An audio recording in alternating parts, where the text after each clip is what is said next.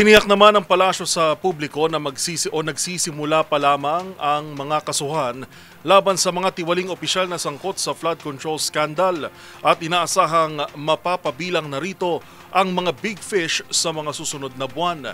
Paalala ng Malacanang, kailangan din nilang isaalang-alang ang due process. Sa gayon ay walang makatakas mula sa batas. Narito ang ulat ni Jackie Resio. Ramdam ng Malacanang ang hinaing at galit ng taong bayan sa mga tiwaling opisyal ng gobyerno na hindi pa rin napananagot at nakakasuhan. Ito ay kasunod ng mga kilos protesta kontra korupsyon na noong linggo at planong ikatlupang trilyon peso march kapag wala pa rin big fish na nakakasuhan.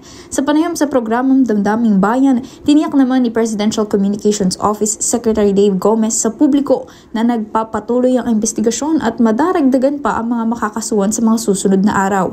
Ayon kay Gomez, makakasuhan na rin ang mga tinaguriang big fish o ang mga nasa likod ng korupsyon sa maanomalyang flood control projects at pasimula pa lamang anya ang naging kaso laban sa mga opisyal na nasa likod ng Oriental Mindoro flood control anomaly at sa mga pinaarestong kongresista. Tandaan natin, isang kaso pa lang to, Lakay, no? Sa Oriental Mindoro. Marami pang sasampa in the next few days.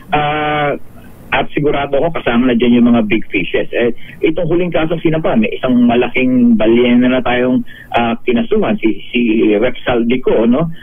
So marami pa sa darating na araw bago magpasko. Dagdag ni Gomez na iintindihan nilang naiinip na ang sambayan ng Pilipino dahil sa tagal umano ng proseso ng pagpapakulong sa mga nagnakaw sa kaban ng bayan. Pero paalala pa rin ng kalihim na mayroong due process sa pagsasampa ng kaso lalo na sa Ombudsman at Sandigang Bayan na kailangang sundin para hindi maabsuwelto ang mga sangkot dahil lamang sa technicality. Pero sinasabi lang natin na medyo kailangan pa rin natin i-observe yung due process at huwag tayo nagmamadali para hindi naman masayang itong mga kaso na ito, ma-dismiss on technicality at itong mga nagnakaw will go scot-free, no?